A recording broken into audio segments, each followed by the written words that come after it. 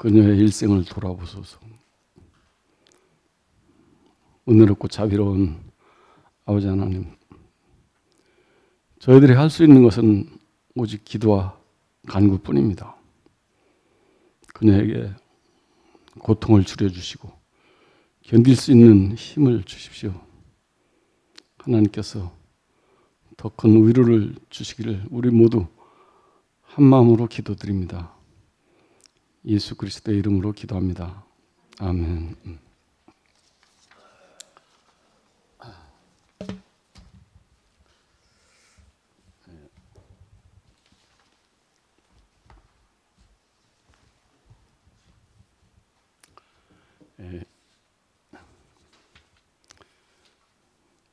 오늘은 나의 눈물을 주의 병에 담으소서 이런 제목으로 시편 56편 말씀을 56편 안에서 그 중심으로 말씀을 나누도록 하겠습니다. 또 다윗으로 또 돌아왔습니다. 참 제 인생에서 다윗을 건너뛸 수가 없는 것 같아요.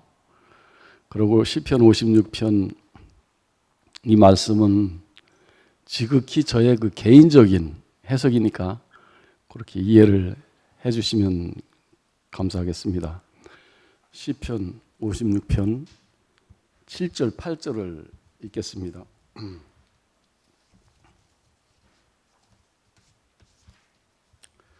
그들이 악을 행하고 안전하리이까 하나님이여 분노하사 뭇 백성을 낮추소서.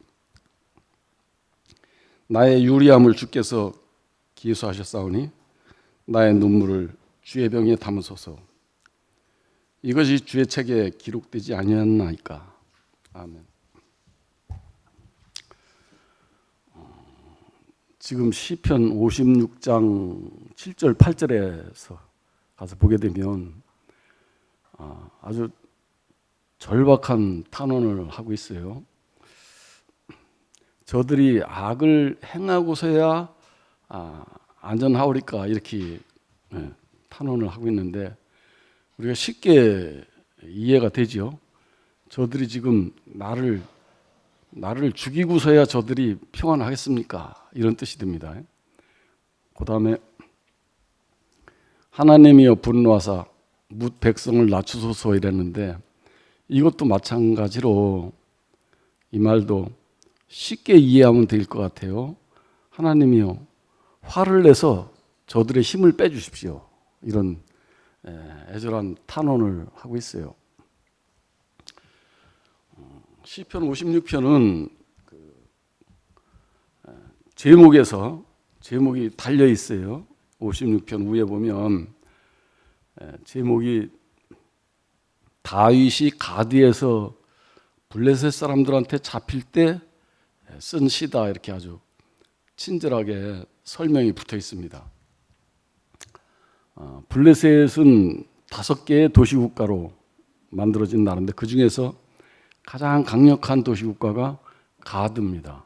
그 왕은 이제 아기스고, 그래서 다윗이 사울 왕한테 쫓겨다니고 도망 다니다가 어딜 가도 이제 갈 데가 없으니까, 살 곳이 없으니까 할 수 없이 원수 나라 골리앗 나라로 이제 숨어 들어간 거죠. 이제 이거 보면 우리가 왕이 되면 모든 사람들이 왕에게로 다 모여드는데 다윗은 이제 어디도 이제 피할 데가 없는 거죠. 그래서 블레셋 골리앗의 나라로 가게 되는데 우리가 객관적으로 생각해 보면 암만 정신이 없어도 그렇지 자기가 쳐 죽인 그런 골리앗 나라로 골리앗 고향으로 간 거니까 정말 기가 막힌 일이죠. 그래서 그 골리앗 나라에서는 사람들이 다윗을 보면 모두 죽이고 싶은 사람들 뿐이 없고, 더군다나 이제 다윗은 평생을 그 골리앗 칼을 차고 다녔다 하니까 뭐 누구나 다 아는 얘기죠. 그 원수 나라 골리앗, 그것도 이제 가드에 숨을 수밖에 없었던 그 절박한 다윗의 시가 이제 오늘 시편 56편입니다. 인생의 끝자락에서 어쩔 수 없이 보이지 않는 하늘을 바라보며 쓴 시죠. 아무도 바라보는 사람 없는데 하늘을 바라보고 쓴 시예요. 경험에 의하면 사람이 죽게 되면 보이지 않는 하나님, 그리고 모르는 하나님에게도 기도가 저절로 나오게 되지요. 근데 이제 블레셋 사람들은 다윗을 보면서 뭐라고 생각했겠어요? 저 사람은 사울 왕보다 더 나쁜 사람이구나. 우리의 영웅 골리앗을 단번에 쳐 죽인 원수가 왜 우리나라에 왔을까? 우장 기순한 거 아닌가? 이런 생각을 당연히 하겠지요. 이렇게 절박한 그런 그 상황에서 다윗은 지금 시편 56편을 쓰고 있습니다. 1절에 가서 보게 되면 하나님이여 내게 은혜를 베푸소서, 사람이 나를 삼키려고 종일 치며 압제하나이다 그랬어요. 그러니까 하나님 내게 은혜를 베풀어 주십시오. 저들이 나를 종일 삼키려고, 여기 보면 나를 삼키려고 하고 있습니다 이렇게 말했어요. 여기에서 삼키려고 압제하다 이랬는데, 압제라는 말은 꼼짝 못하게 누르는 거죠. 사자가 먹이를 먹기 전에 보면 그 사자가 그 먹이를 양쪽 앞발로 꽉 누릅니다. 그러고 나서 먹어요. 그래서 그걸 갖다가 압제라고 하는데, 오늘 시편 56편에는 그 두 구도가 나옵니다. 양자 구도가 나오는데, 하나는 굶주린 사자고 하나는 피할 곳 없는 아기 양이지, 어린 양이에요. 그 두 구도가 나오는데 1절부터 13절까지 끝까지 이 양자 구도가 나옵니다. 이제 그래서 다윗은 자기 상황을 잘 알지요. 자기가 해결할 수 없는 자기 인생의 가장 큰 위기라는 것을 자기가 잘 알고 있어요. 2절에 가서 보면 내 원수가 종일 나를 삼키려고 하면서 나를 교만하게 치는 자들이 너무 많이 있습니다. 이렇게 고백하고 있어요. 그러니까 하루 종일 저들이 나를 삼키려고 지금 사방에서 우글대고 있습니다. 이렇게 말하는 거고, 3절에 가서 보면 이제 여기서부터는 마음이 잘 나옵니다. 다윗의 아주 절박한 마음이죠. 내가 두려워하는 날에는 내가 주를 의지하리다 이랬어요. 정말 내가 두려워하는 날에는 내가 주를 의지하나이다. 이 단순한 말이지만 내가 정말 두려울 때는 내가 주를 의지할 수밖에 없습니다. 이런 말이 되죠. 그러면서 이제 앞으로 계속 의지라는 말이 계속 나와요. 성경에는 의지라는 말이 366번 나온다고 그래요. 그 1년이 365일인데 뭐 윤달이 껴서 그렇다는 말도 있고 그러는데, 의지라는 말이 많이 나오는데 저는 이걸 보면서 전번 일요일 날 명의자매가 잠언 3장 5절에 너의 명철을 의지하지 말고 6절에 범사의 그를 인정하라 이랬어요. 참 은혜가 됐는데, 명철이 뭔가 봤더니 명철은 이해와 지혜라고 그래요. 그러니까 나의 이해와 지혜, 그러니까 나의 의지를, 나의 명철을, 내 판단을 의지하지 말고 6절에 범사에 그를 인정하라. 여기서 범사라는 말은 이제 모든 말이 되겠죠. 모든 일에 내가 아니라고 생각하는 일까지라도 내 판단에 의지하지 말고 먼저 하나님을 기억해라. 일요일 날 명의자매를 보면서 자기 자신보다, 자기 자신의 생각보다, 자신의 이해보다 모든 일에 하나님을 먼저 기억하는 사람이다, 이렇게 보였어요. 전번 일요일 날이 맥추절이라고 그러는데 명의자매가 참 알곡으로 추수가 됐구나, 이런 생각을 하게 되고, 저는 많은 생각을 하게 됐어요. 명의자매를 보면서 복음이라는 것이 과연 무엇인가? 그 복음이 우리에게 어떤 것인가? 나에게는 복음은 어떤 것인가? 이러고, 명의자매에게 적용된 그 복음이란 말은 어떤 의미가 있을까? 이런 생각을 많이 하게 됐어요. 그 자매가 참 무엇보다도 자녀에 대한 마음은 정말 큰 건데, 그 자녀를 보면서 자매가 그 눈물 속에서 밤잠을 못 자고 했던 그 눈물이 그 자매의 기쁨의 샘이 됐구나, 이런 생각을 하게 됐어요. 오늘 4절에 가서 보면 또 이제 의지라는 말이 계속 반복해서 나옵니다. 4절, 내가 하나님을 의지하고 그 말씀을 찬송합니다. 내가 하나님을 의지하였은즉 두려워하지 아니하리니 혈육을 가진 사람이 내게 어떻게 하겠습니까? 이렇게 말하고 있어요. 야, 참. 그러니까 하나님을 의지한다는 말은 말씀을 의지한다, 이런 말도 되죠. 그리고 그 말씀을 의지하다 보니까 나한테 두려움이 없어지고, 또 말씀을 찬양하게 되니까 내가 기쁨이 샘솟고, 이런 것을 경험하게 된다고 합니다. 그래서 하나님이 함께 하심을 할 때, 오늘 4절에서 보면 하나님이 함께 하심을 볼 때 그 혈육을 가진 사람이, 성경은 참 아주 원색적이에요, 표현이. 혈육을 가진 사람이 내게 어찌하겠는가, 이렇게 다윗은 혼자 노래하고 있어요. 그러면서 주께서 우리를 위하시면 누가 우리를 대적하리요, 이 같은 말이죠. 전분 일요일날 대전의 정선희 형제 그 폐에 2.5cm니까 그 엄지손가락 정도 되는 그 암 덩어리가 있었는데, 그 큰 건물 지하 1층 배전실에서 혼자 성경을 크게 외우고 찬양을 부르고, 나는 부활이요 생명이니 나를 믿는 자는 죽어도 살겠고 살아서 나를 믿는 자는 죽음을 맛보지 아니하리라, 이러고 성경을 소리를 질러서 외우고 찬양을 하고,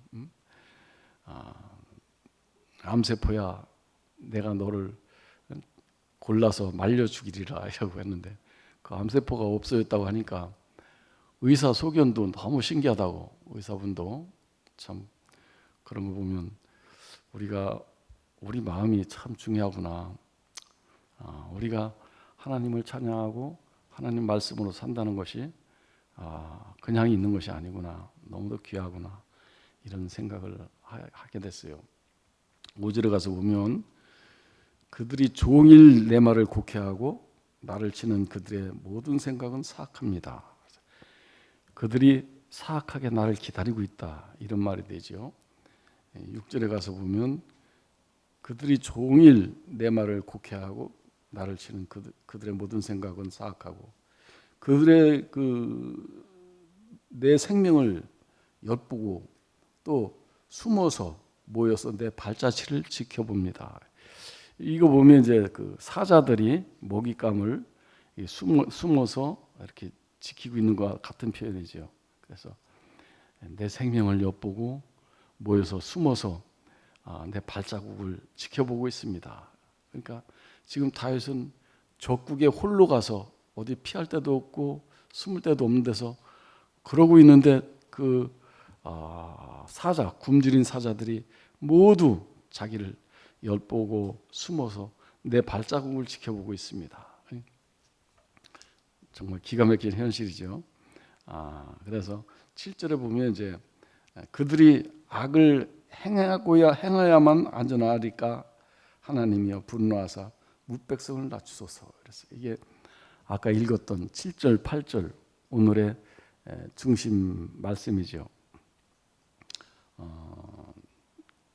그러니까 악을 행해야 저들이 편안합니까? 하나님이여 분노해가지고 저들의 백성을 낮추소서. 그러니 저들은 나를 죽여야 마음이 편안해집니다. 하나님 분노하시고 저들의 힘을 빼주십시오. 이렇게 하나님께 애절하게 기도하고 있어요. 8절에 가서 보게 되면 오늘의 주제입니다. 나의 유리함을 주께서 계수하셨사오니 나의 눈물을 주의 병에 담으소서. 이것이 주의 책에 기록되지 아니하였나이까.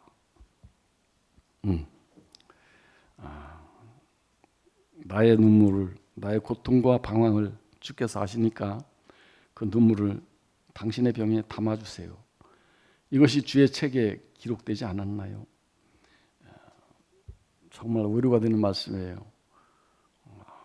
세상 사람이 아무도 나를 몰라준다고 해도 주님은 아시는 거죠. 지금 그렇게 말하고 있어요. 지금 우리 가운데도 많은 사람들이 눈물을 흘리는 걸 제가 보고 또 알고 있습니다. 전번 수요일날 말씀을 마치고 나니까 몇 명 형제 자매님들이 그런 말을 하더라고요. 그 눈물을 흘리고 있는 그들, 그 우리의 그 아무도 모르는 그 눈물은 주님의 병에 지금도 담기고 있어요. 그래서 주님께서는 그 눈물로 당신의 시를 쓰고 있습니다. 시를 쓰고 있어요.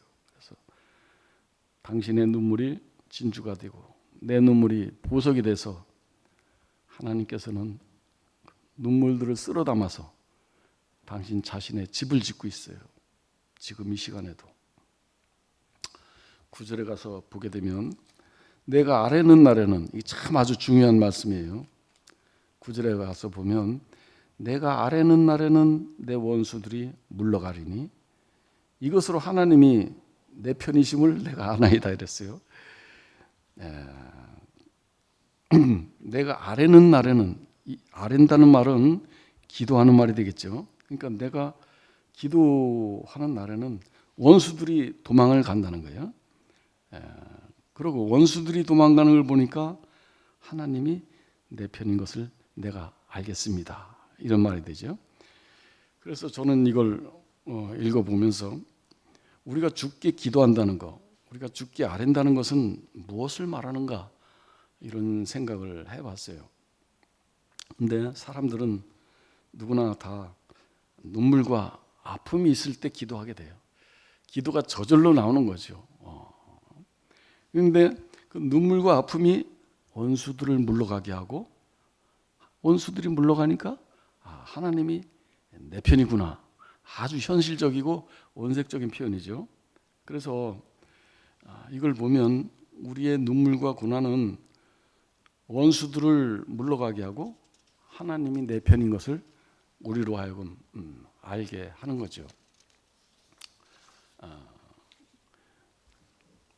원수들이 물러간다고 했는데 저는 이거 보면서 내가 어떻게 사탄을 물리치나, 소리 지른다고 물러가겠나, 열심을 낸다고 물러가겠나, 다름질 친다고 물러가겠나, 내가 어떻게 하면 사탄이 내게서 물러가겠나 이런 생각을 하게 되고, 나한테는 사탄을 물리칠 방법은 없구나. 그러나 내 눈물이 진주가 되고 내 눈물이 보석이 돼서 우리의 원수들을 물러나게 하고 하나님이 내 편임을 알게 하는구나, 이렇게 알게 됐어요. 이 부분을 보면서 저는 김영삼 옛날 대통령이 생각이 났어요. 서울 충영교회 장로님이었는데 김영삼 대통령이 그 시절만 해도 이 군부가 힘이 우리나라에서 가장 참 막강했죠. 그런데 그 군부 중에서도 하나회를 정리할 사람이 아무도 없었어요. 그만큼 하나회가 막강했다고. 근데 김영삼 대통령은 그걸 완전하게 신속하게 아주 정리를 해버렸죠. 김영삼 대통령이 서울 충영교회 장로하면서 가장 좋아했던 기절이 바로 시편 50편 15절 환난 날에 나를 부르라. 내가 너를 건지리니 네가 나를 영화롭게 하리라 그랬어요. 그러니까 환난은 우리에게 있어서 하나님을 영화롭게 하는 그런 시간이 되고 그런 그 기회가 되는 거죠. 우리들에게 오는 그 고난이 왜 두렵지 않겠어요? 그렇지만 그 고난은 우리를 영화롭게 하고 우리를 더욱 단단하게 하는 거죠. 다윗은 지금 피할 곳이 없어서 죽을 자리로 제 발로 찾아갔어요. 사람이 살다 보면 어쩔 수 없이 피해서 갔는데 그 자리가 죽을 자리가 되는 경우가 있더라고요. 저도 그런 경험이 있습니다. 그래서 선택의 여지 없이 원치 않는 상황 속에서 기가 막힌 웅덩이로 수렁 속으로 빠져들고 마는 거죠. 여기에서 다윗은 어떻게 아픔을 견디고 하나님의 뜻을 이루겠나? 예수께서는 끝까지 붙잡은 놓지 않는 그 십자가 그로 말미암아서 원수들을 물러가게 하고 사망 권세에서 이겨서 새 생명의 주가 됐습니다. 저는 이 말씀을 공부하면서 우리가 꼭 기억했으면 좋겠어요. 우리의 고난과 눈물은 우리의 생명을 사망에서 건지고 생명의 빛으로 다니게 합니다.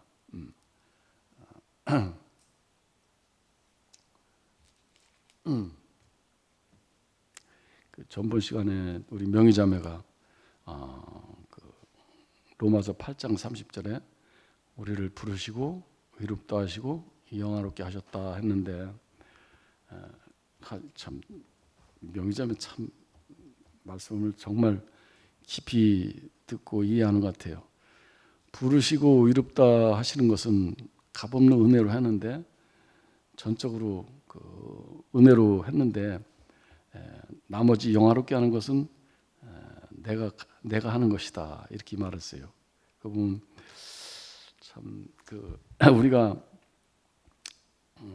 바로 앞에서 10가지 재앙으로 해서 우리가 그 바로를 굴복시켜서 우리가 애굽을 나가고 홍해를 가르고 그다음에 그 광야에서 배고플 때 만나 주시고 미추라기를 주시고 목이 마를 때 생수를 주시고 이 모든 것은 하나님 은혜로 거저 주신 은혜죠. 그렇지만은 가나안에 들어가는 것은 내 힘으로 들어가야 되는 거죠.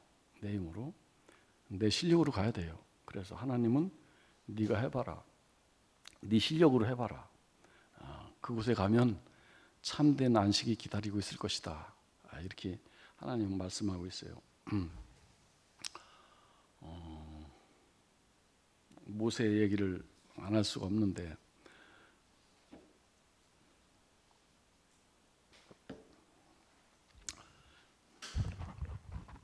모세는 히브리인으로 태어나서 자신의 뜻하고 상관없이 바로의 궁궐에서 자라고 애굽의 문명을 배우고 어느 날 자신이 히브리인이라는 걸 알게 되고 그 백성들을 해방시켜야 되겠다 이런 열정을 갖게 되죠. 근데 어느 날 우연하게 자신도 모르게 어느 사건에 휘말려서 애굽 사람을 죽이게 되고 이튿날 그 사실이 많은 애굽 사람들에게 알려지니까 어쩔 수 없이 살기 위해서 애굽에서 도망 나와서 광야로 가서 머물게 됩니다.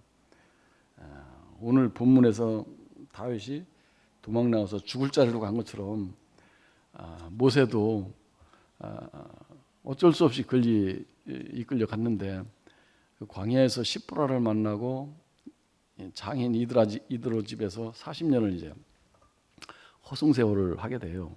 그런데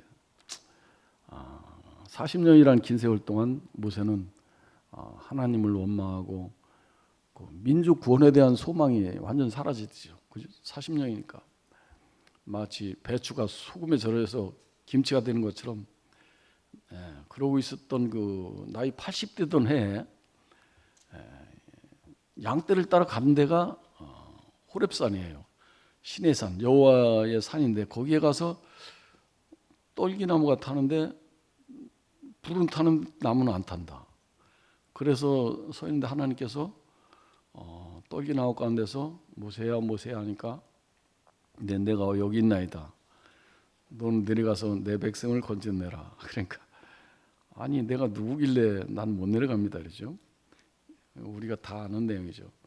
내가 너와 함께 가리라. 모세가 하나님께 물어요. 그 백성한테 가서 하나님께서 나를 보냈다고 하면 그럼 내가 하나님이 누구냐고 물으면 뭐라 하겠습니까? 여기까지를 보면 모세의 마음이 잘 나타났어요. 당신은 하나님이 맞습니다. 그러나 당신은 누굽니까? 하나님이 맞는데 당신은 누굽니까? 이 안에 많은 뜻이 포함되어 있는데 모세 자신의 질문이 담겨 있다고 여기에. 당신이 내 하나님이라면 당신은 왜 여태까지 40년 동안 내 나이 80대도록 아무 소리 없다가 이제 와서 무슨 말입니까? 내 나이 지금 80입니다. 당신이 정말 하나님 맞습니까? 당신 누굽니까? 이렇게 말할 때 하나님이 여기서 나는 스스로 있는 자다. 내 이름은 영원한 이름이다. 나는 대대로 기억할 일입니다. 아브라함 때도 이삭 때도 야곱 때도 오늘날 나는 모든 사람의 하나님이다. 이 말은 나는 한 번도 내가 하나님이기를 포기한 적이 없다. 내가 침 삼킬 시간마저도 나는 너를 놓은 적이 없다. 이 말하고 같으죠. 우리가 이렇게 살아가면서 하나님이 없다는 시간도 있고 하나님이 잊혀졌다는 시간도 있고 그렇지만은 이런 걸 보면 하나님은 쉬지 않고 일했구나 이런 걸 알게 되고 여호와 하나님은 모세에게 네가 네 충성심, 네 40살 때 가졌던 그 열정 그걸로 네가 일하려고 하는데 너는 하지 마라.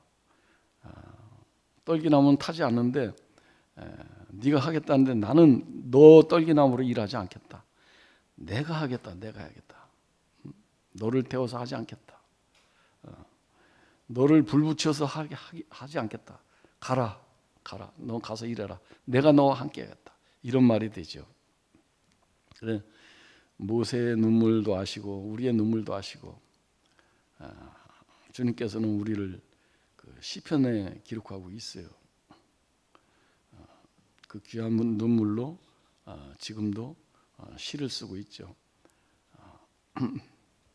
내 눈물을 주님께서는 아십니다. 그 귀한 눈물이 원수를 멸하시고 나를 새 사람으로 만들고 있어요.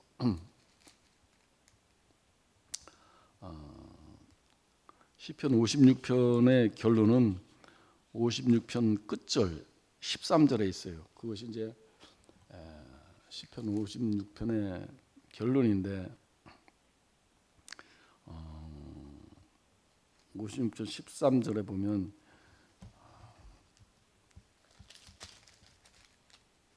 주께서 새 생명을 사망에서 건지셨음이라.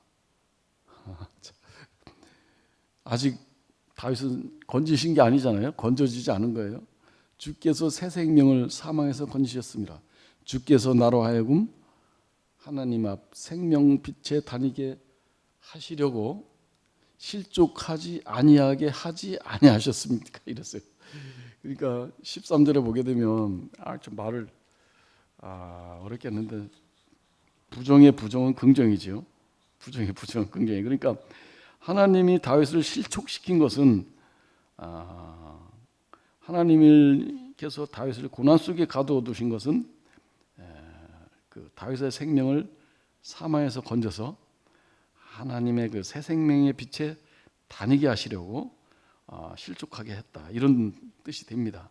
그래서 이거 보면 우리 고난은 우리의 원수들을 멸하고 우리를 새 생명으로 인도해 가지고 우리를 당신께서 쓰시는 그 나라로 인도하시려고 고난도 주시고 아픔도 주셨구나 이렇게 말하고 있어요. 주님께서는 고난 받으시고 그 고난으로 인해서 영광과 존귀로 관을 쓰고 모든 사람을 위해서 먼저 죽음을 맛보셨다고 히브리서 2장 9절에 말씀하고 있어요. 근데 이제 제가 이번 오늘 세 번째인데 이렇게 계속해서 눈물과 고난을 말하니까 주제가 마침 눈물과 고난 같은데 아니죠. 명희자매가 전번에 일요일날 말씀한 것처럼 눈물과 고난의 길은 그것 자체가 목적이 아니고 주님께서는 지금 나를 어떤 생명으로 살게 하는가, 명희자매가 말한 것처럼 나를 무엇으로 만들려고 하는가, 어떤 생명으로 만들게 하는가, 이것을 지금 말하는 거죠. 구원받은 사람들이 갈 곳이 없어요. 그리고 광야에서 나온 사람들도 갈 곳이 없고. 근데 첫 번째 시간에 제가 말씀드린 것처럼 예수는 아들이시라도 그 받으신 고난으로 인해서 순종함을 배우시고 그 순종은 고난을 통해서 꼭 배운다는 거예요. 그 순종함을 배워서 온전케 된다는 거죠. 순종이 있어야 온전케 된다는 거예요. 그래서 안식으로 들어간다는 거예요. 그러니까 우리가 광야에 나와서 우리가 가나안에 들어가는 것, 그 안식 안에 들어가는 것은 꼭 고난이 필요하고 그 고난은 순종을 우리로 하여금 배우게 한다. 이런 그 말씀을 하는 거죠. 그래서 우리가 어떤 생명이 되는가? 이번에 이제 우리 여름 집회가 얼마 안 남았는데 우리가 함께 불러 모아진 그 사람들의 공동체, 우리는 서로 다른 사람들이 한 생명 안에서 모아진 거죠. 그 한 생명은 고난을 통해서 순종함을 배워서 온전케 된 새 생명으로 만들어진 사람이죠. 그래서 그 새 생명은 스스로 연합이 되고 영광의 꽃이 되는구나 이렇게 알게 됐습니다. 정말 이런 모든 것들이 고난도 주시고 아픔도 주시고 또 우리에게 기쁨도 주시고 하는 모든 것들은 우리를 영광 가운데로 인도하시는 그 하나님의 은혜였고 사랑이었고 그렇다는 생각이 들어요. 제가 저 자신을 돌아볼 때 그런 지난 그 아픔의 날들이 없었으면 오늘의 제가 어찌 있겠나 이런 그 생각을 다시 한번 하게 되고 그 고난이 내게는 아픔이고 눈물이지만 그것은 하나님의 영광 가운데로 가는 그런 꼭 건너가야 될 그 길이구나 이렇게 알게 됐어요.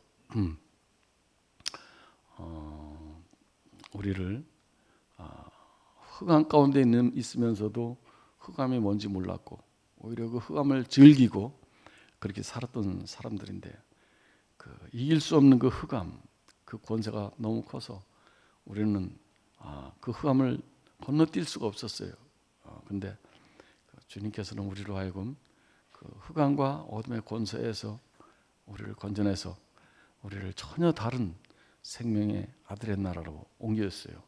이것이 우리가 한 것이 아니고 주님께서 우리를 빚어가는 그런 그 은혜의 길이었다는 생각이 듭니다. 주님께 감사를 드립니다. 감사합니다. 기도하겠습니다. 은혜롭고 자비로우신 아버지 하나님, 우리의 눈물을 아시는 주님, 그 눈물로 시를 쓰고 계시는 주님, 그 눈물이 진주가 되고 보석이 됐습니다.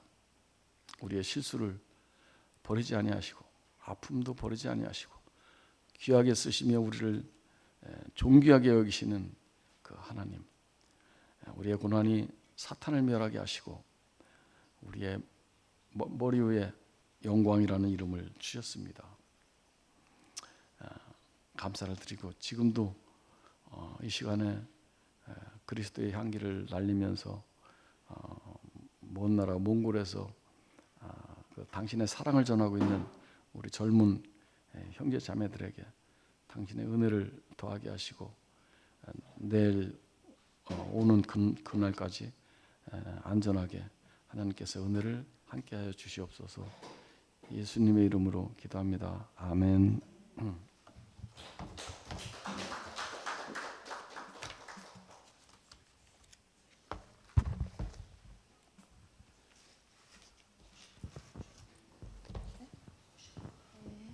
(30장) 나의 안에 거하라 하겠습니다. 나의 안에